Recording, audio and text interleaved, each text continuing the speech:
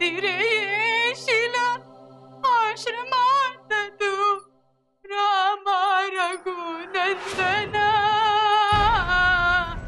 रामा रघुनंदना रामा रघु.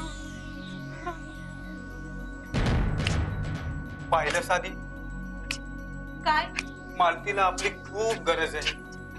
काय म्हणजे या वयात स्त्रियांना गरज असतेच मदतीची.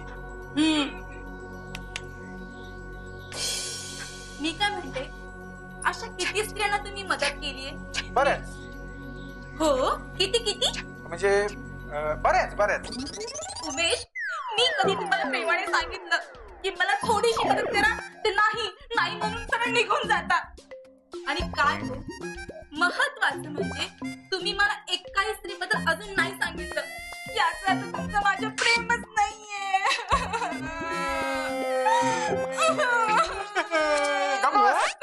वेड्यासारखं काहीतरी बोलू नकोस. अगं माझं आतापर्यंत फक्त मालतीवरच प्रेम आहे. अगं तुझ्यावरच प्रेम आहे ग. ठीक आहे, कोण मी? खुशी, मी चिनूची आई तर नाही ना. अगं असं काय करते? अगं त्या किती साध्या भोळ्या सुंदर स्वभावाच्या आहेत. अगं प्रत्येकाला मदत करत असतात का त्या? म्हणजे त्यांच्याबद्दल मी असा विचार करेन का? त्यांना फसवेन का? अगं ते मॅरिड आहेत, त्यांना एकुलता एक नवरा आहे. आणि माझं सुद्धा लग्न झालंय तुझ्याशी. माझी पण तू एकुलती एक बायको आहेस ना? हो ना. तुम्ही खरंच मला नाही फसवत ना? नाही ग, किती खोटं बोलतोय हा माणूस. मुंह में राम और बगल में छुरी. हा उमेश माझ्या मालती बाळाला चोरून चोरून बघतो आणि तिच्यावर प्रेम करतो.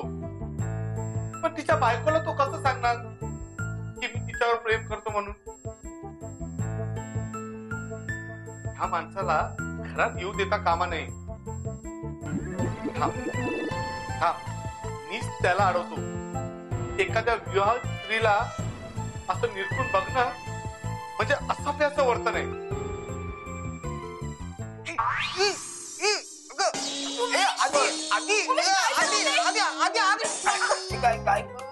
काय झालं उमेश? आदिती बोलू नकोस, मला हात दे ग, मी पडलोय. बघितलं, तुम्ही माझ्याशी खोटं बोललात ना, म्हणून देवाने तुम्हाला शिक्षा दिली. अगं मी इथं पडलोय, मला लागलंय. तुला बरं वाटतंय? बायकोस तू उठव मला, बघ मला हात दे. तुमच्या सारख्या खोट्या माणसाला मी माझा हात मुळीच देणार नाही.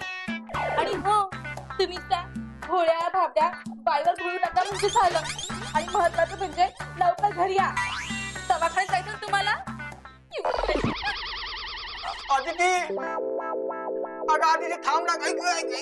थांब का आदिती? जाऊ नकोस, तुझा नवरा फार वेडा आहे. अगं आदिती,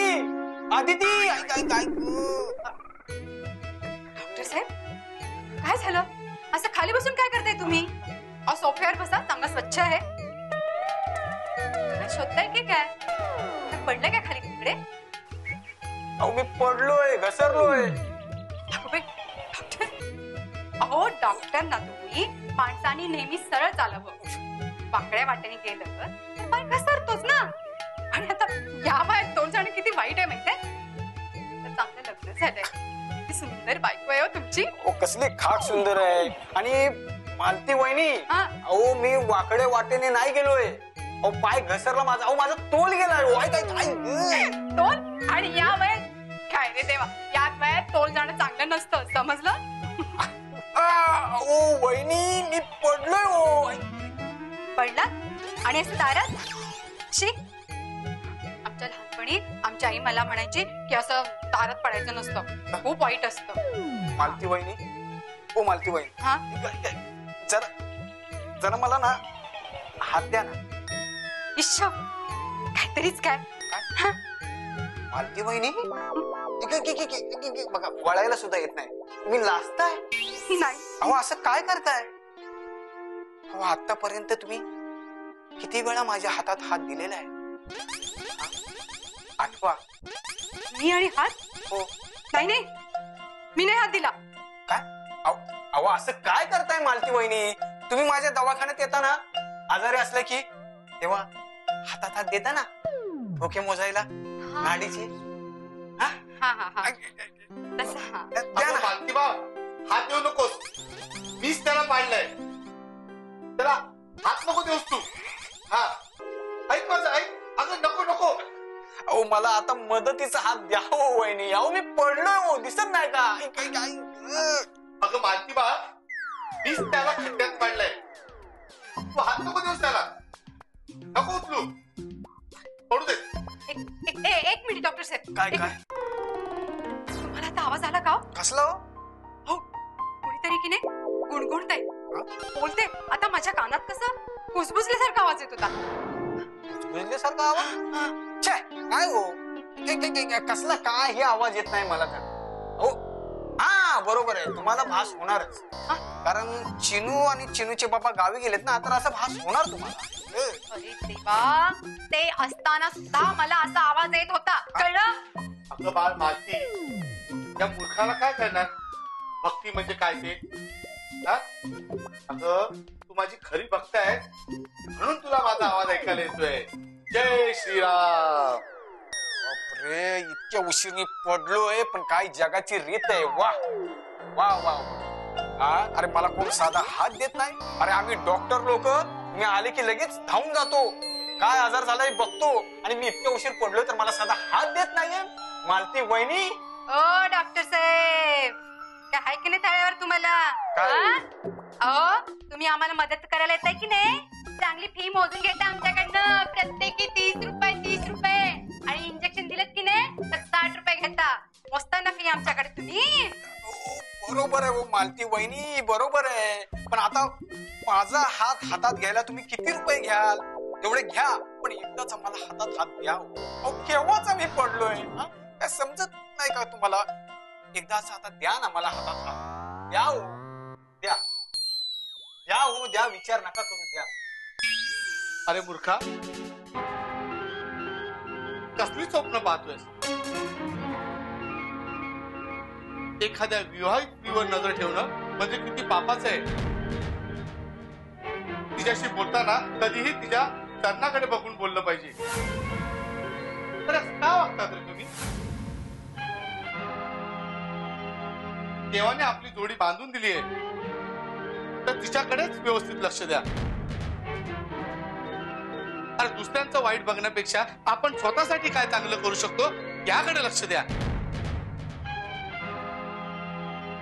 आणि दुसऱ्याची मुलगी जेव्हा आपल्या घरी सून म्हणून येते, ती लक्ष्मी म्हणूनच येते, आणि देवानी त्यासाठीच पाठवलेलं असतं.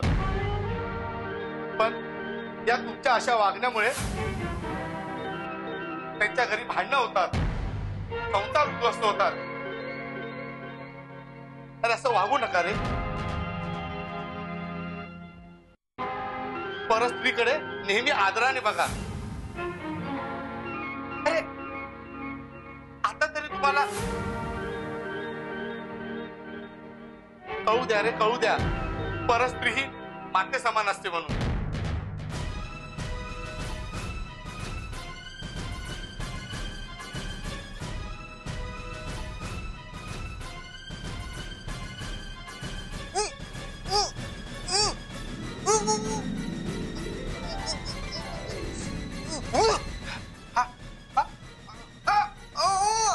माझं मालती वहिनी, कान कान. हात माझा हात. नाही तो राहू दे हातात जरा.